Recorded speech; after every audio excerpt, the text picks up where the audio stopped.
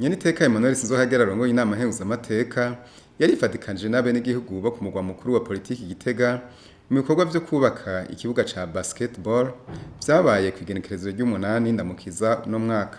Ivyo bikorwa bikaba kandi vyari vyitabwe n'umukenguzamateka yatowe mu ntara ya Gitega, abajejwe intwaro harimwo buramatari w'iyo ntara Venamani Rambona, musanteri wa komine Gitega Jacques Nduwimana n'abajejwe umutekano no kwivuna abansi. Amaze kwipfuriza umunsi mukuru mwiza wa Pasika bari bitavye ivyo bikorwa, yabasavye ko iyo Pasika yobabera yibasubiza kw'iragi ry'abasokuru bakagarukana umutima w'urukundo. Mu ntumbero yo gukomeza kwibuka umuhisi Perezida Cyprien Ntaryamira, yabasavye kugarukana discipline mu bisata vyose nk'uko uwo muhisi yabivuze mu ijambo ryiwe. Kuko mwatwifurije Pasika nziza, natwe tubifurize Pasika nziza. Izo tubere Pasika itwibutsa urukundo ku bakristo, twibuka urukundo Imana yadukunze. Aha mbere ngaca nsaba ngo abarundi natwe tugwize umutima w'urukundo, dukundane hagati yacu dukundane nk'abarundi, dukunde igihugu cacu, dukunde iyo Mana yadukunze. Hambavu yo gukundana by'ukuri, uyu mutima w'urukundo dusabe umutima mweranda awugwize mu mitima y'abarundi dusubire gukundana nk'uko twakundana kera. Rero ino Pasika izotubere Pasika nziza, Pasika idusubiza kw'iragi ry'abasokuruza bacu, kuko basokuruza bacu bari bafise umutima w'urukundo, barakundana koko. Uno munsi umuntu ashobora kwibaza ngo mbega urukundo rwagiye hehe? By'ukuri nani ndiko nagana n'uno mwubahwa ndavuga ngo abarundi batari bake basigaye bafise inzigo, gusharikana ntabwo ari ikimenyetso cy'urukundo, ni ikimenyetso cy'urwango, cyo kutanezerererwa by'ukuri ibyiza canke umugisha w'uwundi.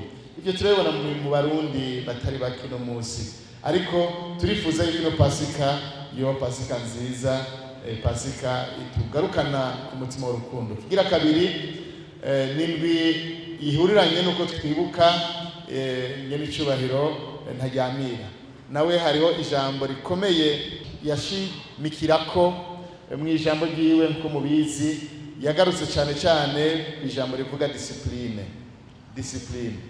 Rero nagomba by'ukuri twese dukoraniye hano mbwiye n'abarundi bene wacu tugarukane discipline mu bisata byose. Habe discipline mu kubaha amategeko, tugire discipline twubaha indongozi zacu, ziduteye akamo twumve, tugire discipline. Abarimu, abanyeshure bagire discipline. No muri tuge tubona abanyeshure bakwita abarimu, ibyo ntivyariho kera by'ukuri. Abanyeshure bagire discipline, n'abarimu nabo nyene bagire discipline, kuko turabona hari abarimu bamaze guta discipline. Usanga barokera mu bo bareze, ugasanga bariko barakora ibidakorwa, uko kutagira discipline. Rero tugarukane by'ukuri discipline mu kubahiriza amategeko y'igihugu. By'ukuri abantu twumve tugira iyo discipline yamye iranga abasokuruza bacu. Tugire kubahana, twubahe inzego z'igihugu, twubaha abaturongoye, abana twubaha abavyeyi bacu, abavyeyi twubaha abana bacu, abakuze bubaha abakiri bato bubahe abakuze. Habe by'ukuri discipline, abaturongoye tububaha. Cyo cya kabiri by'uko nagomba gusaba ko abarundi muri no Pasika ino minsi turiko tugira twibuka na nyine cubahiro Ntaryamira, dusure kandi twibuke iryo ragi ryiwe ryo kugira discipline. Umukuru w'inama nkenguzamateka yarashimye kuba abarundi baratahuye ko aribo bazokwiyubakira igihugu, akaba yaciye asaba umwe wese mu vyashoboye guterera ico gikorwa, aca bemerera imifuko 100 y'isima kw'izina ry'urwego arongoye. Nyeniteka Emmanuel Sinzohagera yarangije ijambo ryiwe asaba abarundi kuva mu majambo bakaja mu bikorwa, kuko ari vyo bizotuma umwimbo wongerekana. Yongera abahimiriza kugabanya umurindi wo kurondoka. Barundi bene wacu, hariho imyidogo abarundi bamaze iminsi baragira idakenewe. Imyidogo itari nakenewe, kubera ko Imana yaduhaye ubwenge. iyo abantu bariko bidoga mu bintu byaduze byazimvye, none twidoze bica bigabanuka. Kuno munsi umenga ibikorwa rusange, ibikorwa by'iterambere tusigaye tubikora ku marezo gusa. Ubona amarezo bicana ko ibintu byazimvye, none kuriko wandika ugabana ibiciro. Arenagira vy'ukuri nsabe abarundi tuve mu majambo tuje mu bikorwa. Ibikorwa nivyo bizotuma twihesha agateka, ibikorwa nivyo bizotuma umwimbu ugwira. Samajambo hari abantu usanga bariko baravuga gusa, wagenda kumubaza ati nyereka aho warimye, ntagira aho yarimye, mugabo arajya kandi mwene abo bantu usanga bajyana byinshi, bwakagwiza amajambo. Naje no gutera n'akarima ko mu rugo, mugabo yicaye ngo ibintu byazinde, mugabo akabivuga yicaye ku kontware ariko arafata amuseri ariko aragena brochette, ibintu byazinde. Tugabanya amajambo, tugwize ibikorwa. Tugabanye amajambo, tuje ku bikorwa. Amajambo siyo azotuma ibintu bigabanuka. Imyidogo nta na kimwe izungura ku bijyanye n'igiciro, ahubwo umwe wese ibyo ashoboye nakure amaboko mu mpuzu dukore. Aho twari kumwe Ngozi narababwiye, mbega dufashe bijya bicupa by'amazi byirwa bironona ibidukikije, ajya amacupa tunywa mw'amazi, amaji n'ibindi, tugakatamo kubiri, tugaca tubitereka imbere y'inzu, tugashira mu ivu, tugaca duteragiramwo ikaroti, tugateragiramwo ibitunguru. Hari ibitunguru wasubira gusura, hari karoti wasubira gusura, hari rengarenga wasubira gusura. Mbega kubera iki ibyo tabigira? Mugabo ugasanga turi ku marezo sosiyo gusa, ibintu. Okay, sawa, icyo ni cyambere. Kabiri, hari ikintu twibagira, igwirirana ry'abantu. Igwirirana ry'abantu, none kiminwa ije yabaye myinshi, abakora bakaba bake, mushaka ivyo bintu bizimbuke gute? Tikunda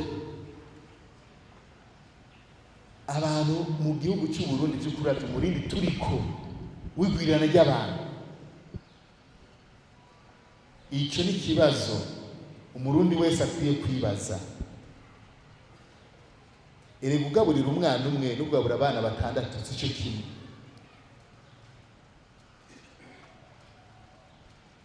Imigambi leta yokora yitunganiriza imiliyoni 3 canke 5 sico kimwe na twa 15.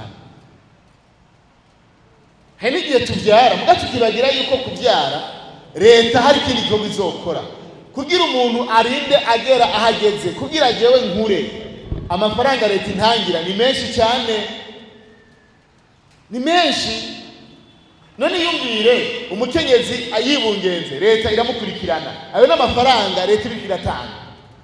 Yibarutse ni leta, injanjo ni leta, kwishure ni leta. Ibyo byose n'amafaranga leta itanga. Cyawiyumvira rero ubya abana 12, dukura abana bararyoshe. Mugabo bavyeyi barundi twiyumvire, ntitumere nkaza nene zo muci mudafya hanje ndahagije. Oya, umwana burya araryoshe muga kandi umwana arazimvye. Rero ibyo twari dukora amako mu munsi dukore kandi twiyumvire ikibazo kigwirana ry'abantu, kuko hazogera igihe leta izonanirwa gutunganyiriza abarundi, kubera ko hari abarundi tuguma tuvyara andezori, tuba twibaza nkaho umenga ni bisanzwe. Jewe ndavyara ibisigaye leta izori, ega leta ni jewe ni wewe. Rero ivyo bibazo ko ari bibiri vy'ukuri tureke kuguma twidoga, ahubwo turabye n'ivyo bibazo biduhanze twobikemura, hanyuma igihugu kibone by'ukuri gutera imbere. Nta bandi bazoteza imbere igihugu, ni twebwe. Igihugu nacyo gitezwa imbere n'iki? No kugwiza umwimbu. Nta kindi giteza imbere igihugu.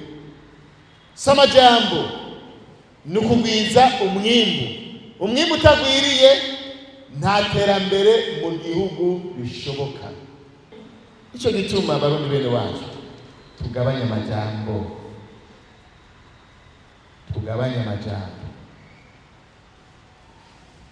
hama k'Imana duhaye isi nziza imera, nimuze dukure ubutunzi muri ino si Imana yaduhaye.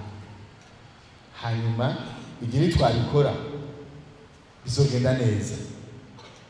Mugabo abarundi hari n'ikindi gihe Imana yigeze kuduhezagira, iduhezagiza umwimbo mwinshi muca tubyita ingorane.